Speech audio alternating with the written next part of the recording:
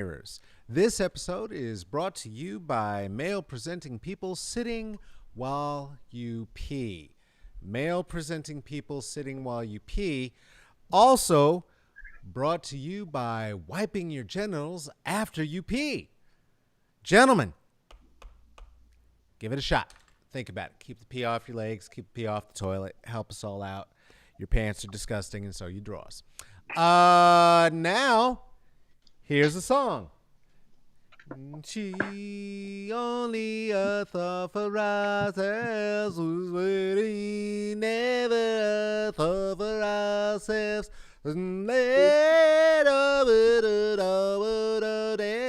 now here they are, your invariable host, Carlos Kareem Wyndham. Hey, what is popping? Beatles, right? No?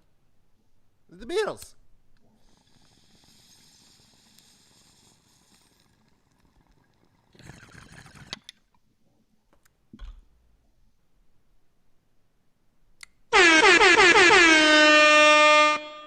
My favorite thing about that air horn is that you hear it, I hear it, our guests have no idea what in the fuck is going on right now. It's amazing. It's like watching me go insane.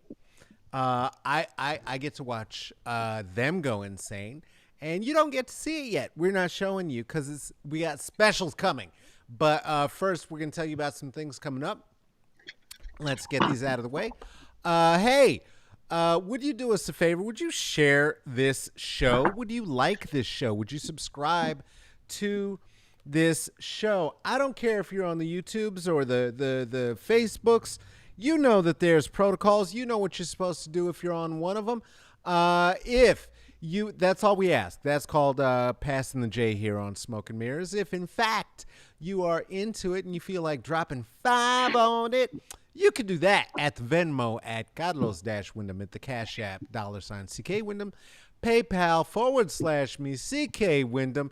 And if you really, really love it, you could go ahead and become a patron at the Patreon Smoke and Mirrors CCB. If you do that, you get your very own Carlos Kareem Wyndham trading card, as have Ruthie, Erica, Amber, Aaron, Seth, Lisa, Kristen, Renisa, Michael, Natalie, Juliet, Tarika, Tracy, Venus, and Jen. Guess if Jen is white. She is. You see right there, that's Red Ray Frazier, the one and only Red Ray Frazier, holding that very trading card of which I speak. And they are holding that card because they have been a guest on this show. Guests on the show. And the patrons are the only two who will be holding a Carlos Wyndham trading card for 2020. You have months left to get yours if that is a thing of interest to you, because it will be 2021, and then I'm not fucking around with that one. Also, look at that. I put it on the screen so I wouldn't forget. Wallace, our record, it's out. We dropped it as I had spoken of. You could pick that up at Bandcamp, at the Wallace Bandcamp. You could also, if you are broke or cheap or not sure that the idea of me rapping is a thing that sounds pleasurable to you, you could go ahead and go to Spotify or Apple Music as of today. Give it a gander, give it a listen, give it a spin, then give us your fucking money, because artists don't. We're dying out here. There's no shows. We can't go anywhere. That was the first time we got to play live together in like 9 months. We really, come on, please.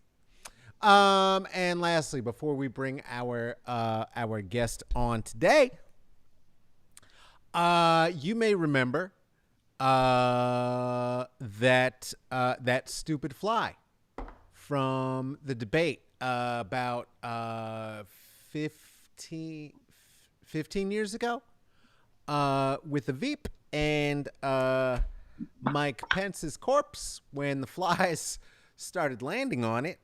And I went ahead. What I did is I contributed and got me one of these right here. Huh? Look at that. Truth over flies, Biden-Harris. Indeed. Now, I'm going to say this about this. I want to acknowledge 100%. Fuck Joe Biden. Okay, that's not what we're doing right now. That's just not what we're doing right now. Okay, yeah, yeah. He's got a very serious problem with black women. Got a long track record of it. It's not good. It's not good. You know what he doesn't have? Any record of ever having suggested that he wanted to fuck his own daughter. That never happened. He also isn't a Nazi with an army who would very gladly go ahead and stay in office if he's given the chance. And I'll bet you it's not going to get better for wise ass little brown people like me if in fact he does. So if you do me a favor and you go ahead and vote Biden, I'd really, really appreciate that. I know some people who tune in don't like hearing this part of it. Guess what? It's almost over. It's almost over. 5 or 6 days, and then we've got 2 months of seeing exactly what the fuck this Nazi about to do. So what we'll do with this is we're going to add this to our set. As you know, this corner of my house has turned into my set. There's lights and cameras and this mic, and it's killing me because I never ever get to leave anymore. But this is, y'all contributed to this. I purchased this with the monies that you fund this program with, as we did the lights, the mic, the treats, all the good things, because this is community supported. If you do believe in it, please do share it. If you believe in an artist, let people know about it. Let it be known. All right. So let's see. You know what it is. We've got our Elect More Women sign here from the good folks in New York at Ladyfinger Press. Of course, the lovely piece of art from KB Davis. The original piece by Shine, This Machine Kills Fascists. You'll remember that one, a little something we did a while ago. And of course, my framed death threat. My framed death threat right there. And that seems like a good place for this one. That seems, look at that. We'll just see if we can. Huh? All right. Look at that. Y'all did that. And we gave the Biden-Harris campaign $10, and they gave us a dollar store fly swatter. So supposing they win the election, I imagine it's going to feel a lot like that. Yay. My guest under the Philosopher's Tree today is one of the West Coast comedians who scares the living shit out of me because she is fearless. And when I say fearless, I mean fearless. And fearless people scare normal people. I've seen her set several times. I love it every time. Las Vegas comedian who I've had the privilege of seeing at the Northwest Black Comedy Festival. And I am so excited to have them on my show right now. Please, if you would, make a little noise. Make our friend welcome. Lloyd, welcome to the show. Thank you so much for being here today. Where's the noise? You don't hear it? There's a whole soundtrack happening right now. Oh, I'm telling you. Yeah. We got the applause for you. Look at this. I'm gonna give you get a bike horn too. Huh? That was terrible. That was hack. You get a glockenspiel too. All right. Glockenspiel? The glockenspiel. Yeah, it was like magic. It's like a black fairy of wizardry and comedy. How are you? I'm wonderful. How are you? I'm doing pretty well. I'm a little higher than I meant to be. I accidentally ate a couple of edibles. Okay. Yeah, about an hour ago. So that's kind of happening right now on top of everything else, but I'm doing well. So when you are this high, does it mellow you out and you're just calm, or? Yeah, a little bit. Yeah. Yeah. I tend to be one of a lot of energy, Okay. and my brain does not allow me to slow it down to be in regular conversation with folk without trying to think 5 or 6 steps ahead. So this allows me to be like right here, right now, and in a way that is actually it's kind of refreshing. It's kind of refreshing. This is the kind of high that other people get the paranoia from. That's about the level that Okay. it's at right now. Yeah. So you got your wine. Do you indulge in the herbals, or is that not your trip at all? I have a little boyfriend, and I tend to get the contact from the smokes, and I'll sneak an occasional edible, Yes. but I don't let him know. He just thinks I'm crazy. Okay. Well, see, that's appropriate. That's appropriate. So the first time I saw you do comedy was about 2.5 years ago. What would you describe if you were left to describe as your style of comedy? Because you had me folded, and I would love for you to describe what it is that you are bringing to the stage and the essence of how you do what you do. Well, first of all, there's zero filter, and a lot of times I'm not even thinking about what I'm saying. So it's one of those. It's a show or an act or comedy that's based on me and what I've gone through or what I'm going through Mm, at that moment. yeah. It is truly zero filter, and I really really appreciate it. I mean, for me, I also like I just love like nerding out to the comedy too, right? So I take it back to like, oh shit, this is like traditions of like Mom's Mabley. This is traditions of like, oh, you're gonna hear some shit right here, honey. You think you're in a safe zone? Uh-uh. That's not what's about to happen. That's not what's about to happen. How long have you been doing your work? How long have you been putting it in on Well, okay. stages and mics? So comedy's been part of my life.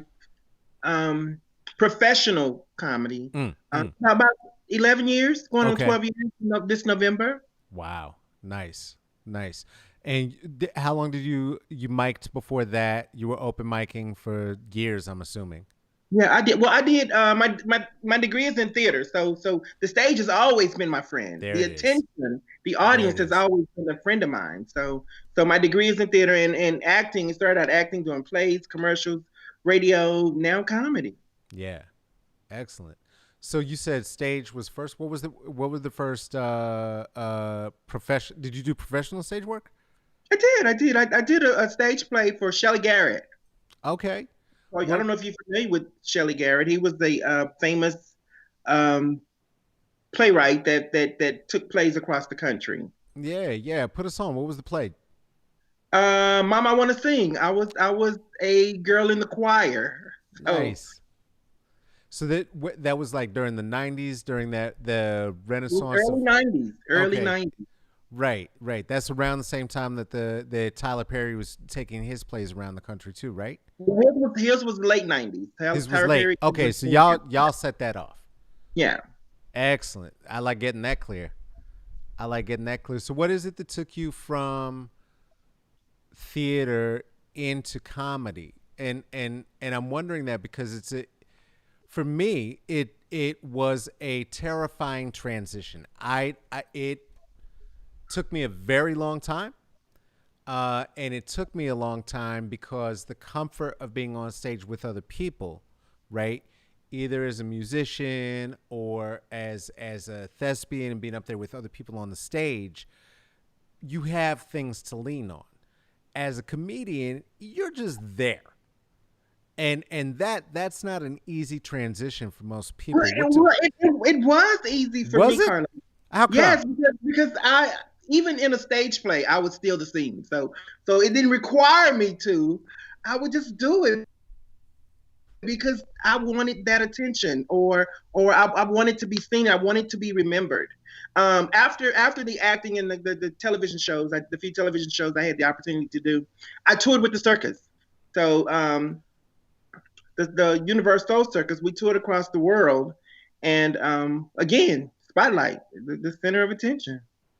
Okay, so that means I seen you on stage in multiple scenarios in my life then, because I know I saw Universal Circus. I was taking when y'all was on tour and came through Oakland Mm-hmm. multiple times. I was taking the young folks in the clown schools there to the Universal.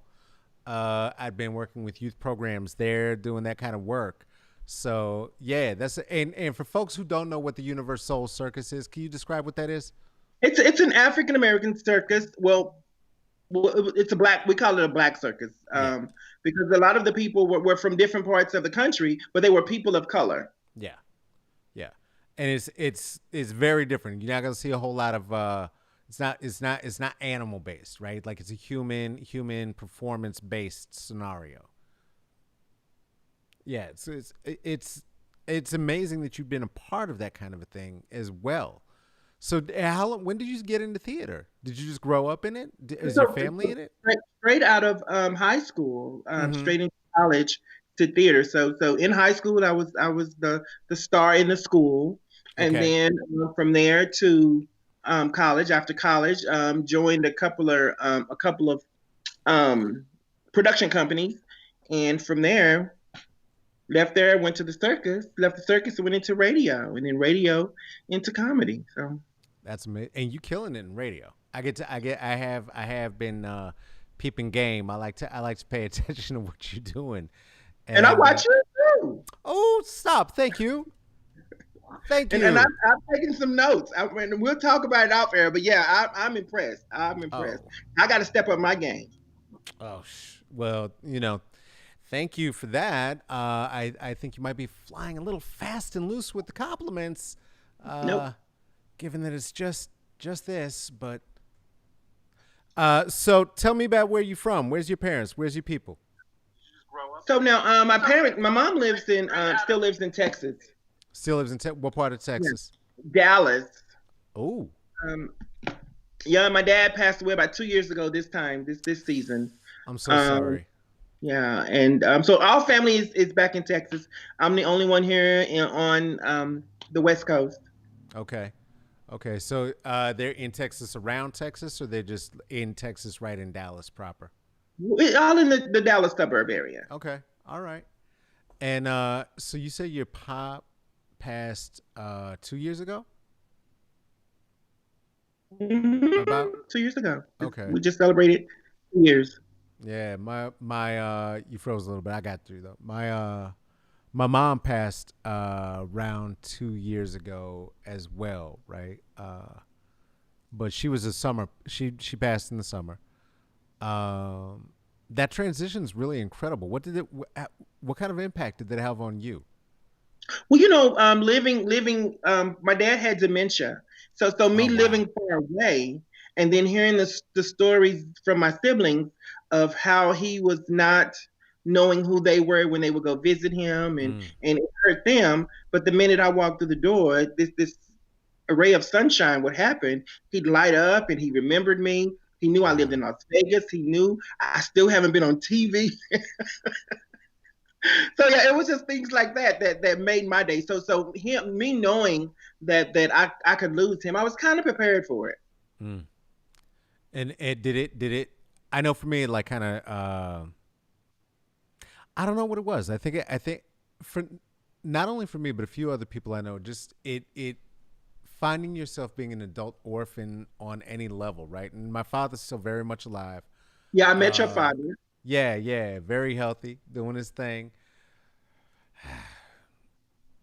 Making make including himself in the set in ways that's healthy.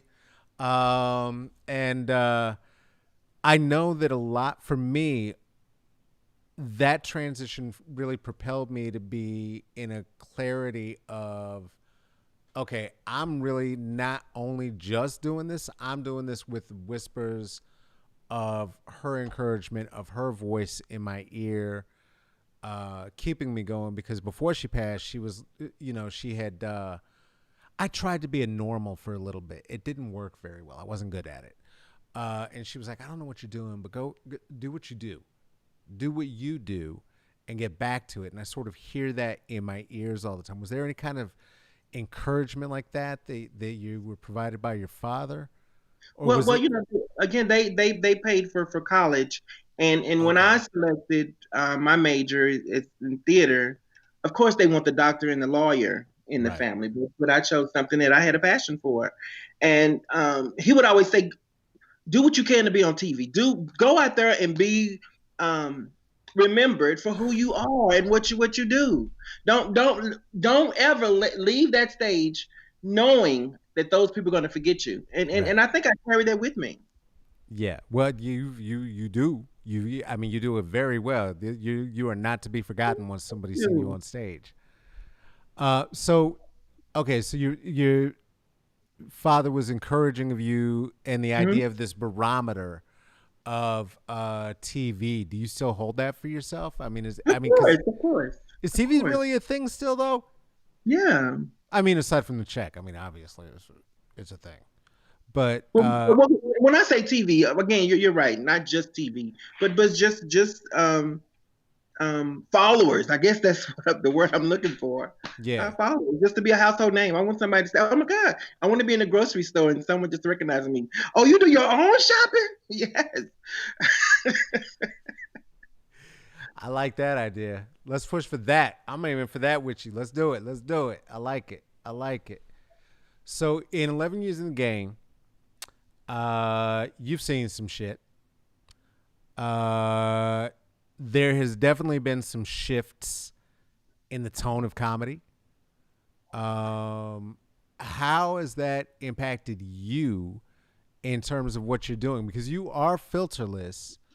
Do you feel like that there's any risk for you at this point, or you're just like fuck it, No, whatever? no, no, no. I've been invited to do some shows where it required me to clean up my act Uh and huh. to present clean comedy, and it worked for me.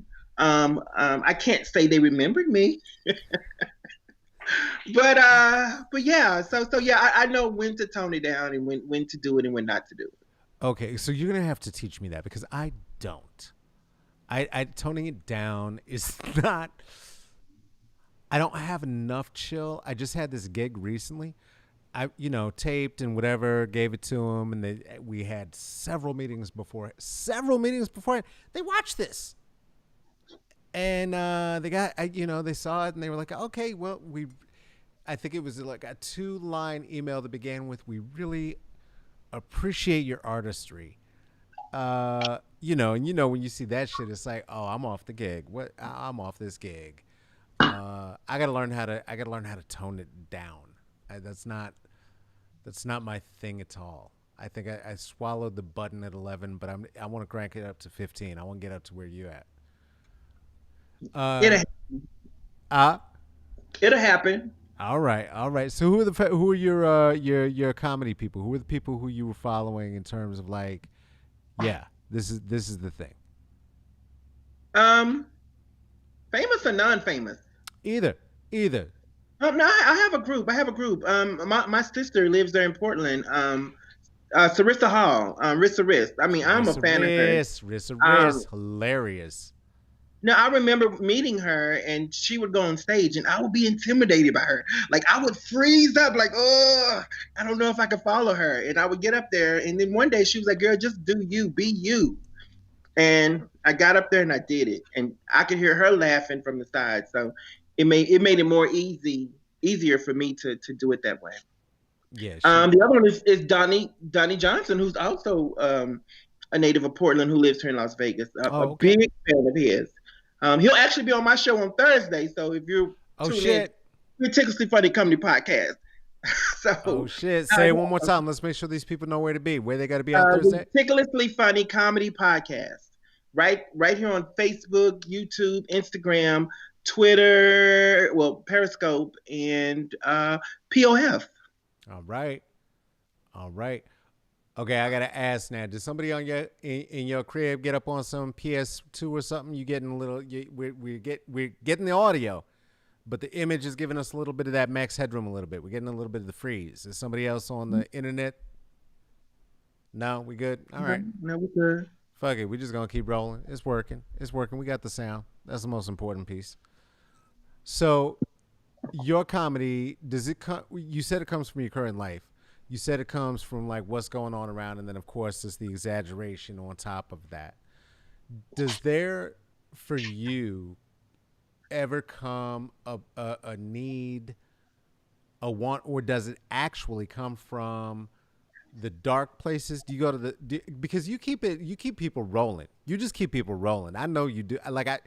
I've been doubled over from like the minute you get out stage till you get off at least three different times, and I'm just trying to understand it. I'm like how do, because it doesn't feel dark, but there's darkness in it. Do you know what I'm saying? Well, there's no dark space for me. So again, some you're right. Some stuff is exaggerated, but it comes with the creativity and all the things that go on inside my head. So now there's some dark things that I should talk about that I don't talk about. Okay. Okay, so there's all right. So there's some secret sauce stuff. We'll think on it. We'll think on it. All right. So we've talked about that idea about. Now I did say this, Carlos. I did say do not become Barbara Walters on this show and have me crying and stuff, please. Oh no. We're not gonna go too much there. Too much there. Okay. Maybe. No. As we're thinking about some of the darkness of the world and the light that you bring, because I think that is, as you said, and every piece of evidence that I've seen, right, really the driving force that with which you move. I know that you've also taken a lot of this energy to be working with youth and to be working with youth in terms of some programming in Vegas. Could you talk a little bit about what it is that you've been doing? No, I started a nonprofit organization about 10 years, 11, wait a minute, 11 years ago when I lived in Dallas, YAGDA, Youth Against Drugs and Alcohol. And I'm still the president and founder of the organization. The organization has grown from 12 children to 216 children in the Dallas Fort Worth Metroplex.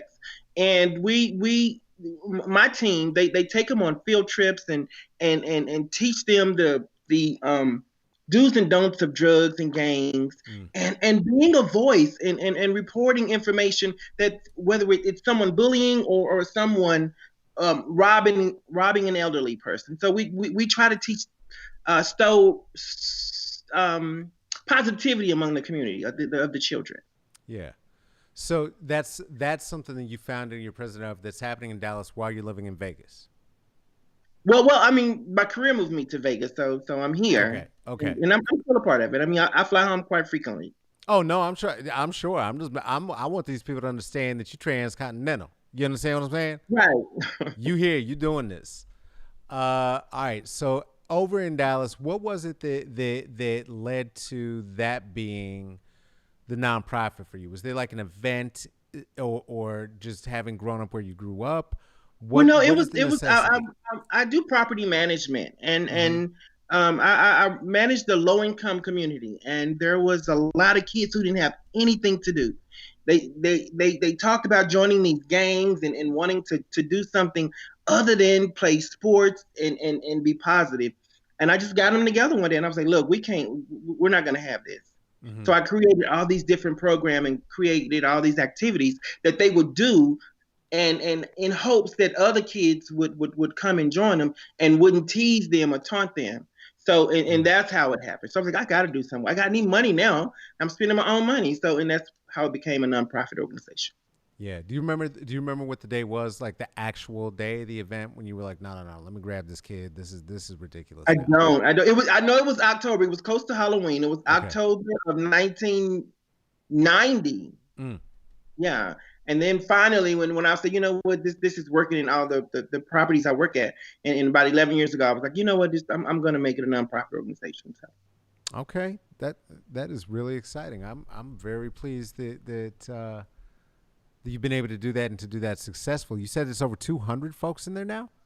200, but well, Wow. they've all grown up. So they come in young and then they grow, and then Yeah. some some of the mentors and leaders are previous members of YAGDA. Wow. So now they're grown. So again, we started in 1990. Yeah. Okay. So yeah, no, they're grown. Yeah. Grown. All right. So you've been doing that, and so you're managing, balancing all of these things in it. Let me just ask you then, in a perfect world, what would the balance look like for you if in a year? How would you if see, this is how high I am. I forgot about COVID. That don't make no goddamn sense. That's a ridiculous question. Right, because my reply would be, well, it depends on if COVID is around. Right? What you gonna be doing next year? If not for the age of COVID, provided we're living in a country free enough to say words out loud, what do you imagine going forward, given the platform that you're creating online now in all of the spaces that you are? Is that the only radio show? Because if it is, y'all just be doing it. It's the only radio show I'm on now. Yeah. Wow. Okay, because you be out there. So what from that? What are we looking at? What are we hoping? Are we talking to management about? Okay, here's a couple opportunities. What are we looking at next? I've been talking to management and those people who want to see me prosper. I don't know. I can't say. I mean, because every good deal is not a good deal, or every deal is not a good deal. So there was a couple of casting couches I had the opportunity to sleep on, and I was like, oh, he too little. So, but yeah, so I don't know. I mean, I'd like to increase my followers and grow my brand. All right. How do you deal with the mans up in this bullshit?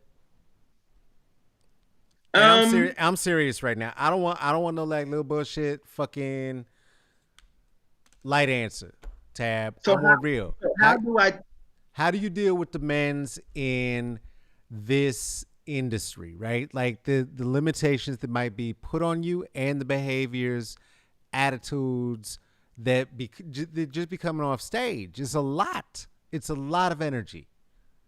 Well, I have two. I have the ones who hate me. And the minute I'm off stage, they can't think of a new joke, so they have to get up there and try to belittle me. And then I have the ones who look up to me and appreciate me and come to me for advice or help with a punchline or something. So between those two, I don't. Those are the only two, and those are the only two problems. Everybody else is just neutral, straight across. Okay. And with the ones who come funny style, what's you know? You know what? The old me would fight them, would really want to beat them up. But now I have to understand that everybody's not gonna like you. They're gonna find something wrong with me, of course, especially if I just killed the room and then they can't think of anything else. But oh, look at her booty, look at her eyes, something. And Right. I've had that. So yeah. Start turning into the dozens instead of doing any kind of fucking stand up at all. Correct. Yeah. No, I mean, it's gross, but there's a resiliency, not just a resiliency, but a girding of the soul that has to be faced, right? For me, to my mind, very differently. For women, for femmes, for black folk who come into this, regardless of the fact that we invented it, right? The fact that we invented the chitlin circuit, that is stand-up comedy. This is our shit, right? Like regardless, it's still. Do you find that you get enough room in this shit? Like, are you able to get the big rooms? Well, I'm a Bogart. So I'm going in there. When somebody tells me there's a new venue or a new spot or a room for a woman of color, yeah. When I hear the ones that say, well, there's no women ever been on his show, or there's no black woman that has ever done that room, I'm going there, and I always end up doing it. See, I think that's one of the things people don't understand, right? Because when you do that, I think that is part of how you're able to build a crossover audience without ever having to do any compromise or code switch, right? If you're able to call owners out, call venues out, call them in, call them in, right? Because it's an invitation back to see your whole humanity, understanding that 52% of the sky is held up by women. Right. So if that's what it is, how 52% of your headline and middle acts ain't women? At least middle and open. At least middle and open. But I'm saying headline too. I don't understand it. Frank, what? Okay, I'll say a complaint that I have. Yeah. Yeah, you could testify or not. I am having a hard time finding a lot of the material that I'm hearing coming out of many cishet men's to be funny or not hack. Okay. And I think it's because their stories have been told, right? Like, how many more my family, my wife, my Hippity, like, okay, yeah, the airplane is Hippity. Yeah, all right, we know the airplane is. We know it is. The audience is today. Okay, yeah, we know. I can't say anything in colleges. I know. I know. Is it that they're not funny, or am I skewed to find? You know what? I had this conversation a couple of days with another comedian, and it's hard for me to find laughter in in comedy with people who don't give me anything new. So if their premise is something I've already heard, I'm automatically tuned out because I'm like, oh, okay, this is gonna be one of those type of jokes. But if that first punchline or the first few words out of that joke piques my curiosity, I'm listening. I'm there with an ear and I'm listening and I'm laughing, and it's funny to me. So, what does it take for that to be true for you at this stage in the game? Right, 11 years deep. You've been on some stages. You've been killing Vegas. Right. What does it take for if you was gonna see a straight white man get up on a stage and say something that was gonna turn your head and you, oh wait, what just generally, what would be the things you don't want to hear? What would be the things you would expect to hear that you like, oh Lord, there it is. I don't want to hear about your dog. I don't want to hear about your wife. I don't want to hear about your employer. Mm.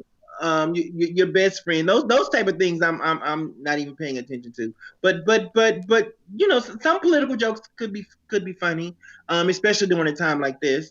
Um, I think I've heard every COVID joke now, even with stages being closed due to COVID. Just just just I don't know. So again, it would have to be something original, something crafty to catch my attention. Well, I think that's why at this stage, right, the ones who were able to get to that place of vulnerability that you were talking about before, right, at least for that lane of comic, to me is kind of their only hope because like I don't I've been hearing it since Bob Newhart. I'm good. Like it's funny. It's funny. It was funny then, but I don't need it. I've heard your But perspective.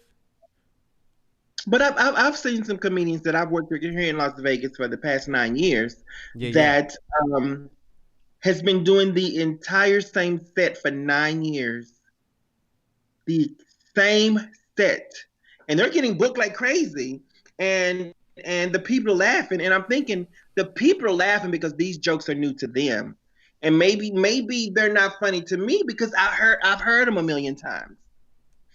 But as a comedian, I think at some point you need to revamp, redo, renew, reconstruct all of your jokes to different times, different stages, different audience members. I mean, you still can't tell the same jokes to a group of white people that you tell to a group of black people. So me, I've learned to transition my jokes to fit the audience. Yeah, yeah. I mean, I think that matters as well. And you can't because you work there, and I'm probably destroying any chance I have of doing so. But I will say that once you have a residency, it's not an excuse to like kind of be doing. It's not like Comedy Cirque du Soleil. It's like you're just gonna the same thing every night, three Yeah, times a night. Wow. I can't do it though. I can't.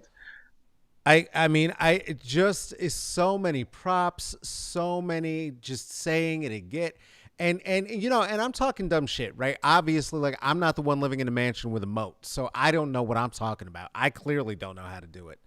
But yeah, it does a thing to my soul to think about. Also, I'm afraid that it would mean that evidently at my age, it also means that suddenly you get super muscles out of nowhere. I don't know what the fuck is going on with this entire generation of comedians following in the path of Joe Rogan and Carrot Top. It's quite amazing to see all this kind of comedian. I have a question for you. Tell me.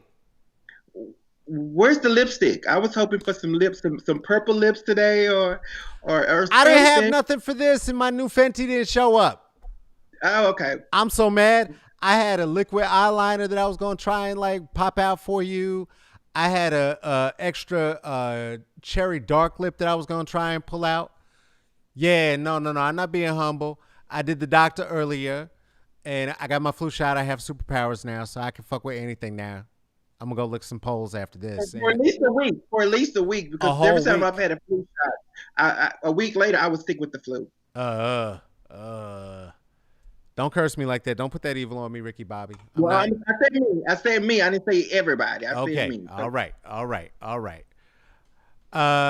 So- all right. We talked a little bit about your dad. So what's your relationship with your mother like? How old is your mother now? She Oh my God, no. my mom just turned 71. 71. Oh wow. 71, Young and we mom. have a wonderful relationship. We talk at least maybe 5 times a week. Nice. Yeah. So and we video talk. So me living in Las Vegas, like I'll call her and she'll like, wait a minute, who's in the room with you? I was like, nobody. I don't have my hair on. I was like, girl, don't nobody care about that. Put your hair on. And she has hair, so it's not like she's sitting around here bald headed. She's just real vain about how she looks. Hold on, let me put my teeth in. Like, yeah, okay, do it. I'll call you back in 5. Gotta have the face on you on video. I mean, there's a brand to protect. Right. Gotta protect the brand.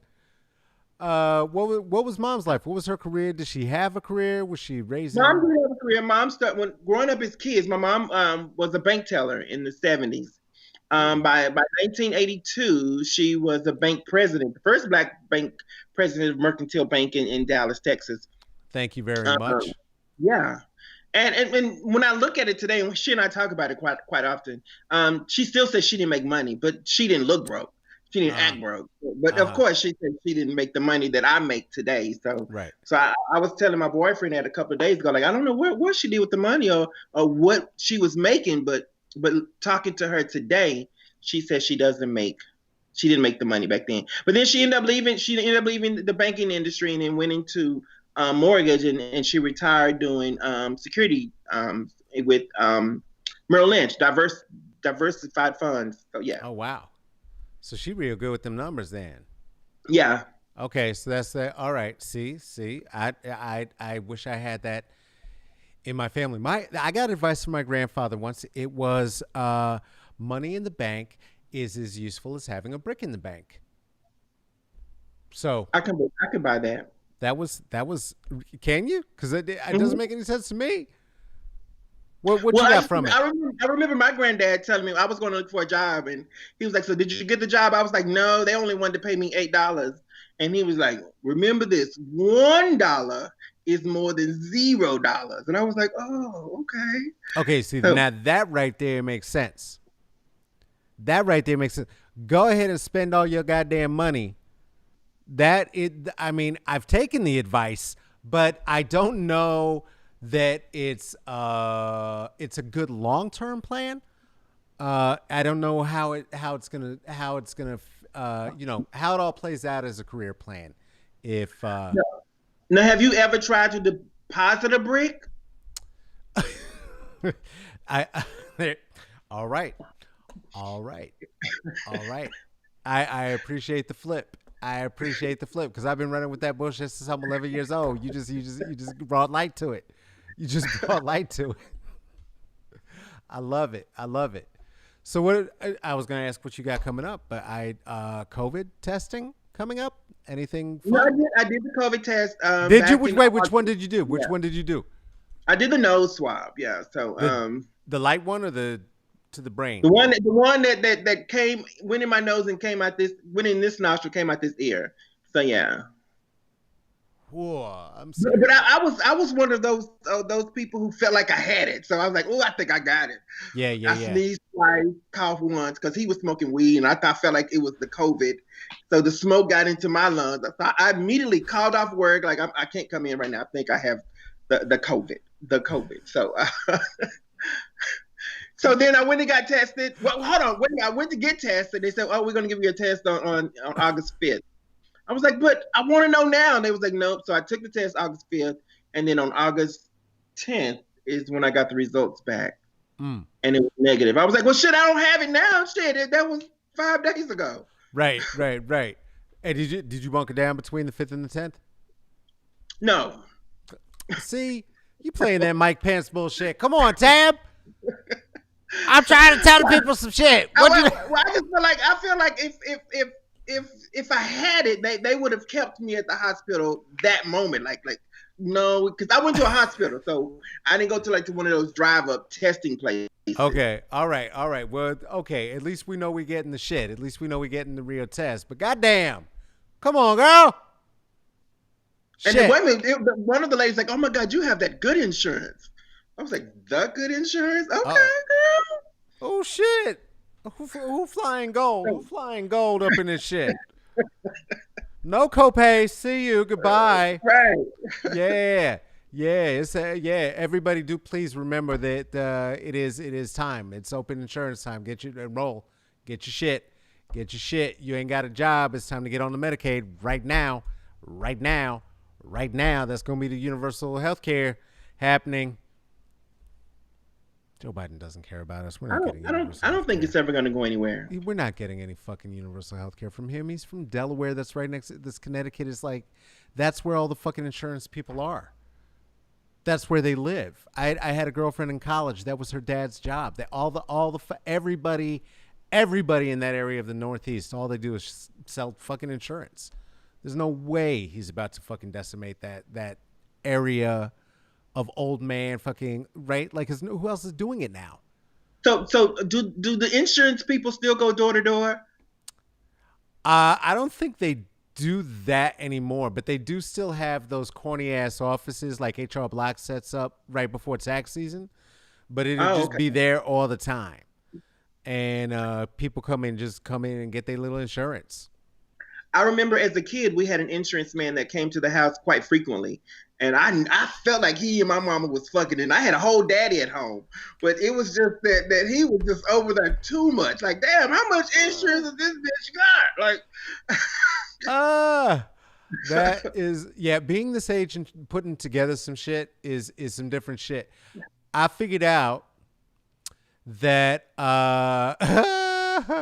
when my father had a timeout for a couple of years, that there is very little chance that the person with whom he was having a timeout, who he used to work with, that they were not perhaps having a timeout before the timeout that led to, and it don't, I was yesterday years old about when I was like, oh, wait a minute now. Hold on. Did you? And, Daddy, if you're watching, I love you, and please don't tell me, and I'm not trying to embarrass nobody. But that was as an adult, like, oh, shit, wait a minute. They just had complicated lives, too. Fuck. Messy. Yeah. messy. And my mama was a petty motherfucker, so there was a lot of petty in the house. I was like, ooh. I remember one time the insurance man came to the house, and I told him, I said, it's Roy. His name was Roy. I said, it's Roy. She was like, oh, tell him I ain't here. So I opened the door. She didn't say open the door. She said, just tell him through the door I'm not here. So I opened the door, and I said, she said she's not here.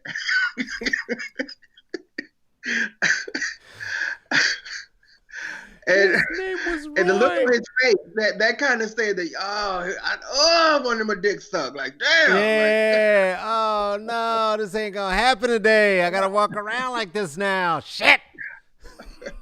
Oh, my God. Oh, yeah, that's the kind of humor. That's the stuff. There it is. I love it. I absolutely love it. That is hilarious. I thought I was my uncle's kid for a very long time. Very long time. My mother dissuaded me of that illusion, though. I just look so much like him. Do you know what I'm saying? We have our family, our faces. It's almost like a line of Cadillacs, right? Like, well, what kind do you want? Sport, 4-door. Like, what are you looking for? Because we make them in every flavor, and my facial structure flavor looked a lot more like my uncle. And when I was about 10, I started being like, what the fucks is going on? Who lived with us up around this motherfucker? No, he was 15. She was disgusted by the idea. Never happened. Roy. Are you sure? I'm pretty sure. At 15, I'm pretty sure. Relatively sure. Okay. Yeah, I'm sure. I did. I've been afraid to ask my mom, but I want to. Now that my dad's gone, I still want to. Can't you give Roy some of that pussy? It's safer. Just to see what she would say. But she probably would deny it, though. Well, of course you're going to deny it. I asked my father, we had to talk about it, and I tried to figure out the timing, and I heard what sounded good. Didn't sound right, but it sounded good. We all have our picadillos. We all had a life, He was younger than I am now. It was a mess, I probably should not talk about my father like this. I love you, Daddy. So, as your mother is doing a thing, as your family is out there, how many family members? Just so we make sure we get this. I grew up with 2 older brothers and two younger sisters, so I'm the middle child. So then, I was always forced to seek that attention because my 2 sisters were daddy little girls, and my 2 boys were mama babies. So I had to steal the attention from these 4. Mm-hmm. I lost a brother about 5 years ago to a heart attack, so it was unexpected. So that kind of hurt. But again, I still have one older brother and 2 younger sisters, and we're all close. We're all close. Yeah. Did that bring you closer? Well, no, we were already close. So yeah, but I mean, a little bit closer than we were. I mean, now we use the L word, love you, more than we did before. She said the L word. Good. I'm glad that you are. I hope you will more. Often tell your siblings that you love them. I in fact, you know what? I will make a commitment, if you will. I'm saying this out loud and I mean it, to call my brother and tell him I love him for no good reason. If you will promise me that you will crank that up just a little bit more even on the next call with your siblings, with each one of them though, because the only one that I don't really be in contact with on the regular is my brother, so there wouldn't be shit to do it with my sister. That would be just whatever. She'd be like, why are you bothering me? So even with my brother, I say it quite frequently, but I can't call him because he's in jail today. So I will write him though, and I'll put that at the top of the letter. I love you. Yeah, let's put that right there at the top. Yeah, right there at the tippy top. If you got an address, I'll write him an I love you. No, I'll write him a letter. I'll write him a letter. How about that? He would like that. I swear he would. I'm not fucking around. I am not fucking around. If he's into it, I am down for it. In fact, fuck it. If he's into it, if you're into it, you ask him, because I don't want to do nothing awkward. No, I don't mind sharing. He needs it. He needs it. I mean, you know, I can only write so many letters. Hey, Tracy Trace, if you on here, what is where are we writing? Where are we writing to your brother? I don't have his address in front of me. Hold on, can you give me the password out of there? All right. Well, if you can find it now, we can. The ladies can write him too. Shit, I don't care. Whoever wants to write him, write him. It's everybody gonna write. We'll put it out. We'll put it out. If you can find it before we got to get off, we'll make sure we get it in the comments. And, he's getting. Okay, cool. Yeah, let's make sure we do that. That's the thing that we've been committed to in terms of folks who have been incarcerated. Making sure that folks have opportunities to live their fullest liberated life, because the entire prison industrial complex is bullshit. And you know, some people need treatment and some people need things. I ain't saying we don't need some things. We might need some things, girl. Right. Now, do you have a pen? Yeah. Oh, we ready. Yeah. Tracy just wrote up in the chat. She ready. I'm ready. Yeah, we ready for it. Okay. Roderick, Roderick. Last name Smith. Roderick Smith. All right. Booking number 165-9699.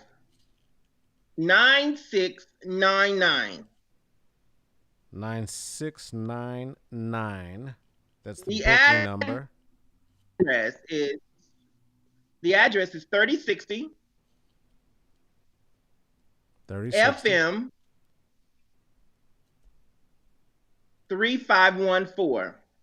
3514. And that's Beaumont, Texas. 77705. 77705. Okay, so I have, of course, I wrote the name so fast. Roderick Smith. Is that correct? Is that what we said? Okay, Smith. Roderick Smith.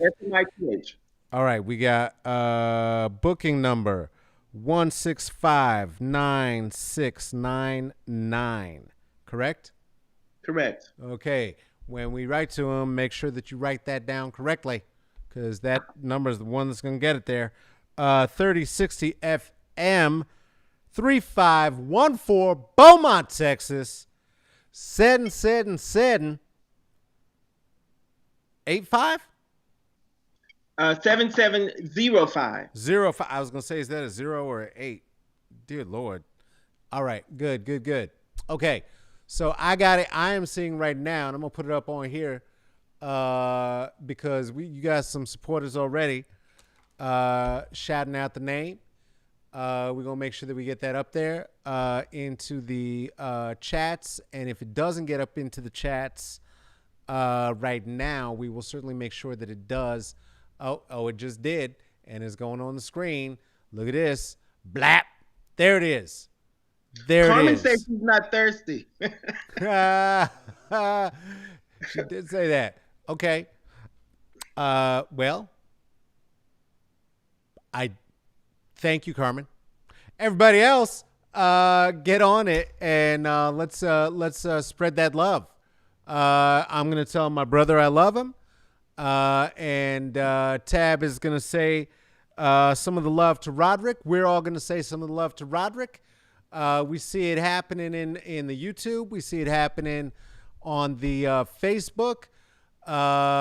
This is going to be brilliant. This is going to be great. It's going to be a love fest.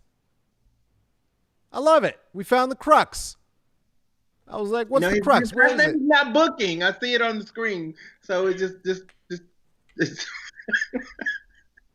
I can see somebody writing Roderick Smith booking and then put the number. Oh, right. Yeah. Don't leave booking out off of the thing. You have to, but make sure you write the number. Make sure you write the number. All right. Right. So it's his name, then the number, and then the address right after. Right. Okay. All right, y'all. We're gonna do this. Tab. Thank you so much for spending some time with me today. Thank you for having me.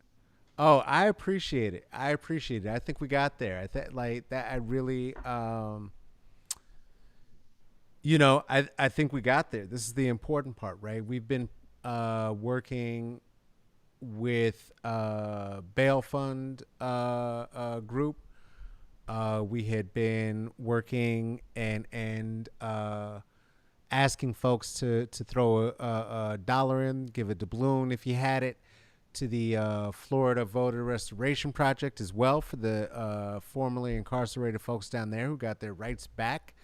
By the way, this is the only country in the entire fucking world where if you are imprisoned, your voting rights are taken from you.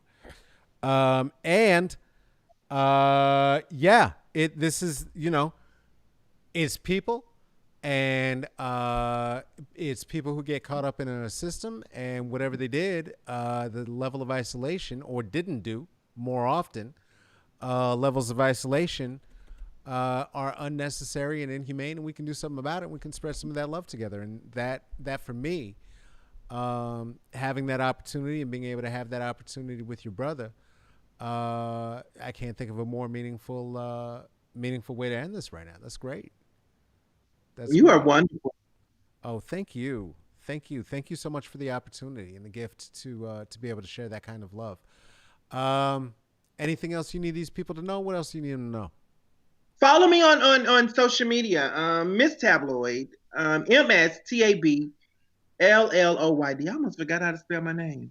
See, come on now, get it right. Tell them one more time. MSTABLLOYD. That's on all social media platforms. So if you put it in Facebook, it'll still pull it up. Twitter, Instagram, Snapchat, Cash App, all of it. So yeah, Miss Tabloid. You heard the Cash App. Y'all heard the Cash App. Don't play. Pay black women. Play black women. All right, y'all. Well, listen, thank you so very much for being here, Tab.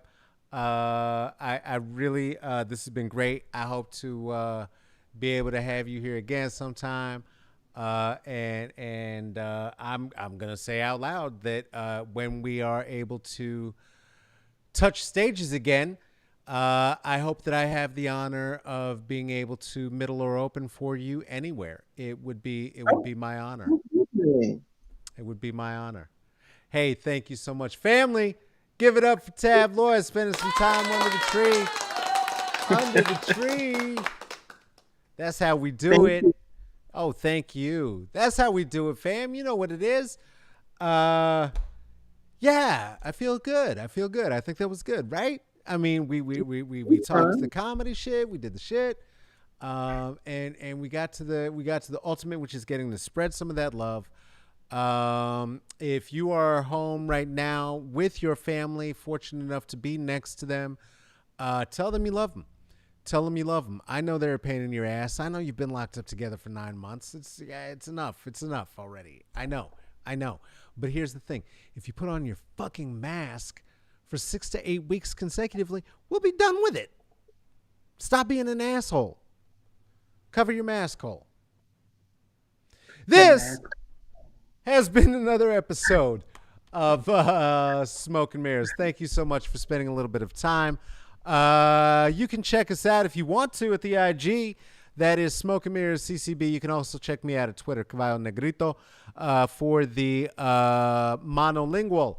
Caballo Negrito means spirit larger than your man's. Spirit larger than your man's.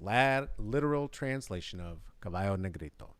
Also, if you have an idea about somebody who should be on Smoke and Mirrors, or a subject we should be talking about, something we should get into, you can reach out at Smoke and Mirrors C, C, and B. That's for comedy, culture, and bullshit at gmail.com. This is an event that is produced and hosted by myself, Godless Kareem Wyndham. This is also produced by Tracy Tatamy.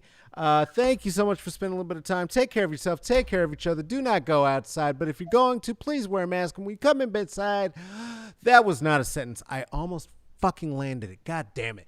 And when you come back inside, wash your filthy hands. Muslims were right. 5 times a day. Let's all stay alive. Why? Because we love you. All right. We will be back here tomorrow. I love you. Bye.